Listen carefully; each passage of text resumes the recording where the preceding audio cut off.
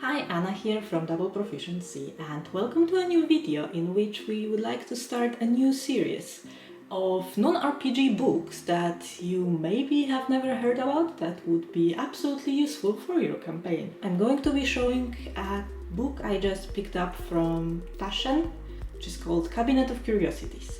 If you never heard of the idea of Cabinet of Curiosities, they were also known as Cabinets of Wonder or Wonder Rooms and were collections of notable objects. This particular book covers mostly the Cabinets of Curiosities that were created in Europe in generally 16th and 17th century. There were some rudimentary collections before that, but the classic Wonder Rooms really established themselves in 16th century. And this is what we're going to be taking a look at today, because this particular book includes so many of them. I suppose if you looked at it from the modern point of view, Cabinets of Curiosities cover mostly natural history. They were always filled with fascinating objects of natural origin, like preserved animal parts, corals, dried plants, but also curious creations by human hands. Not necessarily gorgon heads, because the supply is rather small, but definitely artistic renditions of those. They also included plenty of interesting crystals and many things that we would generally consider in our RPG practice magic items.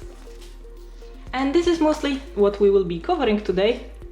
This particular book is just filled with inspiration, and I think you're going to like it. I skipped through the most of the introduction. If you are interested in the historical aspect of Cabinets of Curiosities, there is an English introduction and also a German and a French one. But this is not what we're here for, because who needs reading, right? If you look at this photo, because it is a photo, just imagine this as a setting for your next, well, maybe a heist, maybe just an introduction to a powerful NPC who invites the characters to their beautiful home museum, inviting them to gather new objects for their Cabinet of Curiosities. How about something with a slightly different vibe? If you just look at them, even though there are basically the same types of rooms, they're actually all currently the same museum. It doesn't mean that they necessarily have to be the same feeling. Here pictured a collection of never used healing potions. I'm not going to say my characters ever use them, but they sure collect them. Well, let me skip through some of the museal collections, because although beautiful, it's very hard to see anything at this scale. You might be interested in picking this book up for yourself. But as you go through the book, you will notice an absolutely fascinating pieces of ceramics that would be very easy to turn into magical objects of significance, storing souls or magical powders.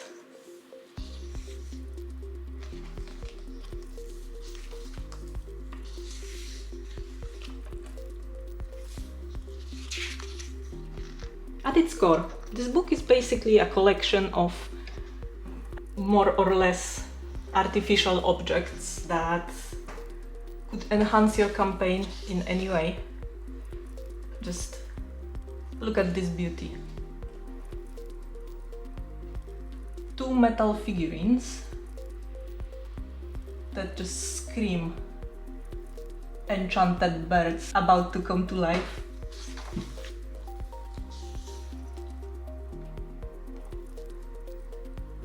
One of the reasons why I picked this book to to show you off as the first example of books full of inspiration is that, you know, with the Geologist Primer upcoming, you're about to receive from us recipes to create 100 magical items. Oh, of course, information if you want to learn more about the specific objects that we're just looking at. But in Geologist Primer we have included 100 magical items that are crafted from materials included in the book, from, you know, the most precious emeralds to cheapest pieces of tuff and pumice. And I feel like this book is a really good expansion upon this idea. While it will obviously not give you any mechanics for whatever game that it is that you're playing, it will certainly expand your idea of what magic items could be.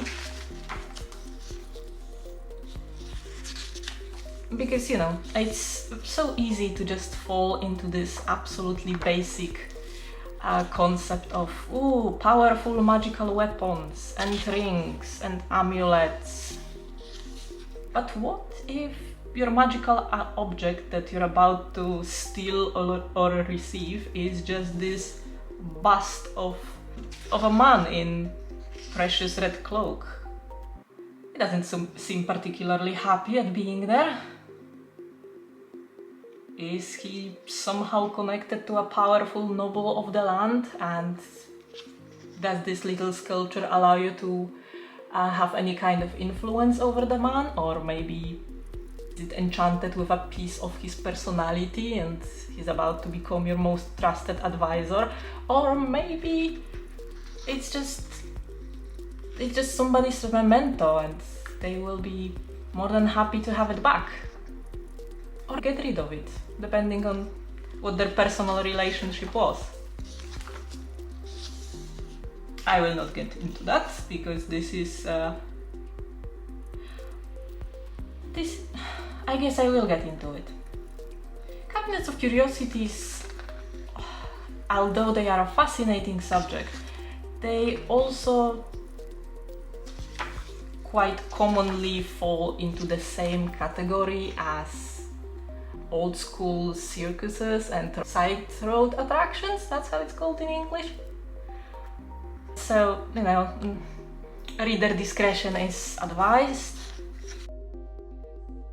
and GM discretion is always advised when it comes to displaying variation in human race as curiosities, but you knew that we've all been through the lessons of creepy carnivals and freaky sideshows. So just let's not go there.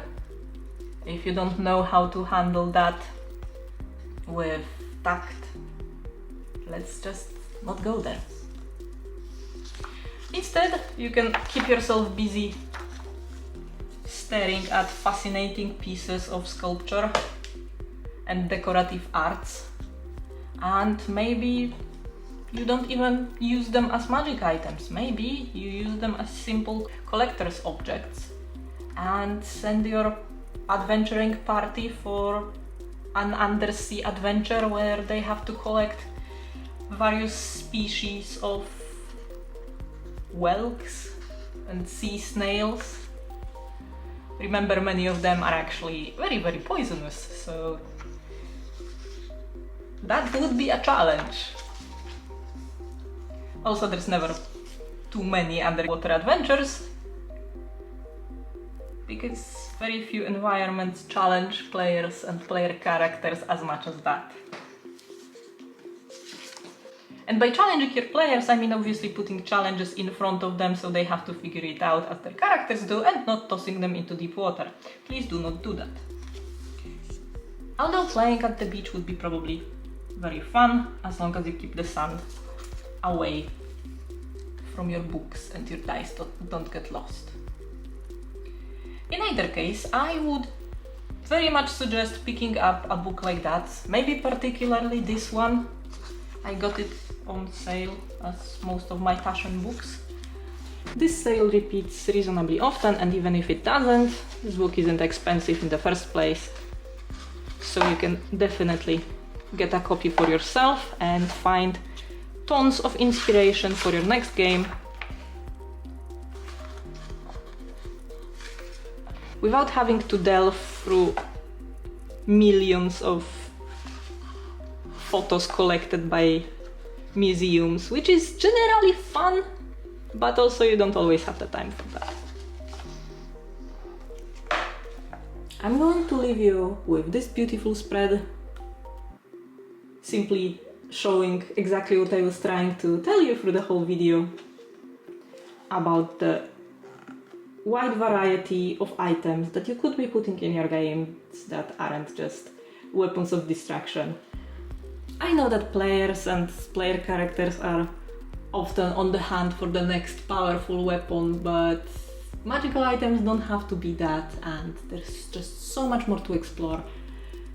I hope you pick up this book. It's really nice, it's pretty, and it's great to just put on your coffee table. Don't mind the busted cover, I got it like that. I hope you pick up this book, and if not, just please keep in mind that your inspirations for RPGs can come from literally any angle, and there's just so many books that you would think are connected in literally no way to what we're talking about, but can enhance your game mastering skills just in so many different ways. Never stop exploring, never stop learning, and your players and your campaigns will thank you for that. That's all for now. Thank you very much for watching, and we'll see you in the next video at some point. Bye.